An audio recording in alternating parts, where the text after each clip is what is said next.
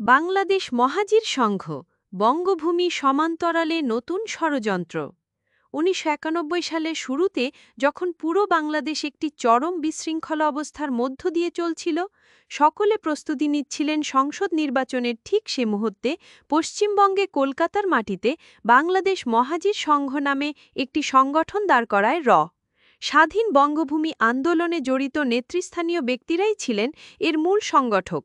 বাংলাদেশ থেকে লক্ষ লক্ষ নির্যাতিত মানুষ ভারতে গিয়ে আশ্রয় নিয়েছে একথা পৃথিবীকে জানিয়ে বাংলাদেশকে একটি নিবর্তনবাদী দেশ হিসাবে চিহ্নিত করাই ছিল মহাজির সংঘ তৈরির অন্যতম কারণ। এছাড়া ভারতে আশ্রয় গ্রহণকারী এসব কথিত মহাজিরদের মাধ্যমে পরবর্তীতে ভারতে ১ কোটি বাংলাদেশি অনুপ্রবেশের প্রচারণাকে যৌক্তিক ভিতের ওপর দাঁড় করানো হয়।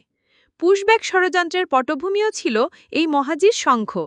মূলত একসময় পশ্চিমবঙ্গে আশ্রিত সংখ্যালঘু সম্প্রদায়ের কতিপয় ব্যক্তি বাংলাদেশে হিন্দুদের ওপর নির্যাতন চলছে এই রকম সুপরিকল্পিত অবাস্তব অভিযোগ উত্থাপন করে পশ্চিমবঙ্গে বাঙালি হিন্দুদের অনুপ্রবেশ নিয়ে হইচই বাঁধিয়েছে। শুরু করেছে বঙ্গভূমি আন্দোলন। খুব একটা সুবিধে না হওয়ায় বাংলাদেশ থেকে মুসলমানরাও ভারতে অনুপ্রবেশ করেছে এই রকম একটি কাহিনী ফেদে পশ্চিমবঙ্গ থেকে মুসলমানদের বিতাড়নের পটভূমি সৃষ্টির জন্যই এই কথিত মহাজির সংঘ নামে নতুন ষড়যন্ত্রের রূপরেখা তৈরি করে।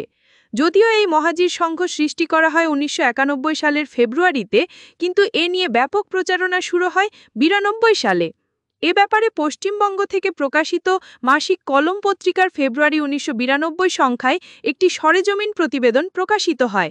বাংলাদেশ মহাজির সংঘ ষড়যন্ত্র কাদের শিরোনামে প্রকাশিত প্রতিবেদনটি এখানে পত্রস্থ করা হলো।